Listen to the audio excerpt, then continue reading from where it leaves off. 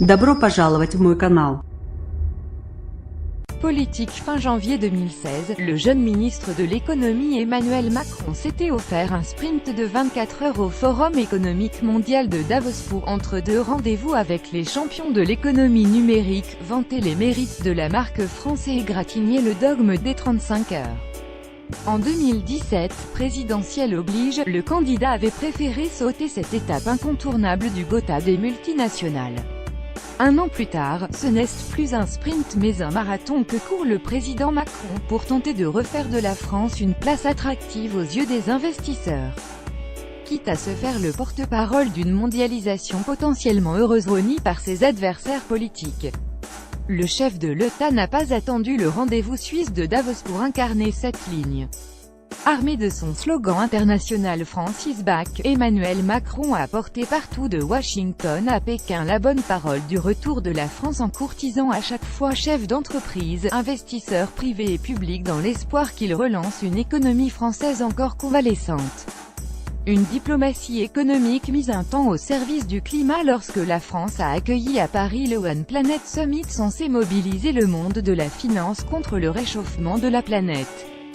Choose France après s'être affiché avec les mécènes multimilliardaires Bill Gates, Michael Bloomberg ou Richard Branson, le président de la République reçoit donc ce lundi 22 janvier à Versailles près de 140 PDG étrangers pour un sommet sur l'attractivité de la France, baptisé en toute simplicité Choose France. Choisissez la France, avant de recroiser la plupart d'entre eux mercredi à Davos.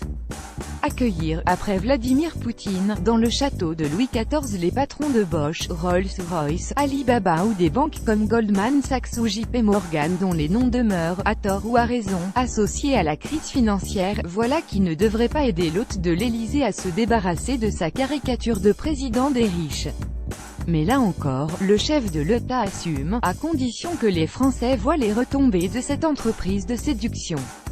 Le président avait une volonté très simple qui était de se dire le sommet attractivité ça n'a de sens que si ça se concrétise par des projets, a indiqué à l'AFP une source élyséenne. Au cours de la journée, 4 ou 5 accords d'investissement seront annoncés, dont un important, dans une industrie traditionnelle et 2 dans le numérique et l'intelligence artificielle. Au-delà, une petite dizaine sont sur les rails mais ne seront pas nécessairement annoncés, selon la même source. L'enjeu pour nous, c'est au-delà des explications, d'avoir ces projets et in fine de les faire investir en France ce qui se traduit naturellement par des emplois, poursuit-elle. Ce sera le cas du constructeur japonais Toyota qui annoncera un investissement de 400 millions d'euros pour agrandir son usine d'Onne, près de Valenciennes, avec plusieurs centaines d'emplois à la clé 700 selon les Échos. Le président français ne manquera pas de lier ses annonces à sa stratégie de réduire l'impôt sur les bénéfices des sociétés de 33,3% à 25% d'ici la fin de son quinquennat. À Davos, plaidoyer pour une mondialisation équitable pour le prix de cette opération de communication censée réconcilier les Français avec une mondialisation qui ne serait pas uniquement facteur de délocalisation, le gouvernement va donner de sa personne. Les 140 dirigeants de multinationales seront reçus pour un déjeuner avec le Premier ministre Édouard Philippe, avant d'échanger avec la quinzaine de ministres présents ou assister à des conférences animées par des personnalités, comme le mathématicien et député LREM Cédric Villani ou Tony Estanguet, président du comité d'organisation des Jeux Olympiques COJO. Emmanuel Macron consacrera lui-même 3 heures à l'événement qu'il clôturera par un discours prononcé à huis clos et un dîner.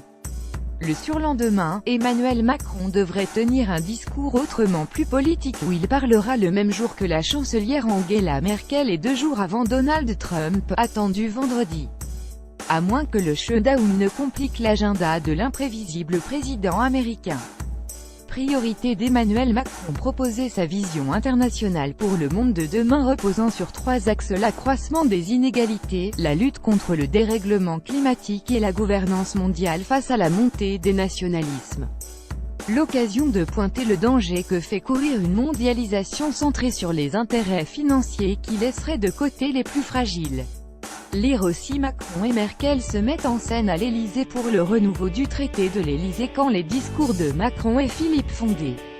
Étincelle le lapsus à 1 milliard d'euros d'Emmanuel Macron sur le budget de la défense. Pour suivre les dernières actualités en direct sur le HuffPost, cliquez ici tous les matins. Recevez gratuitement la newsletter du HuffPost. Retrouvez-nous sur notre page Facebook à voir également sur le HuffPost.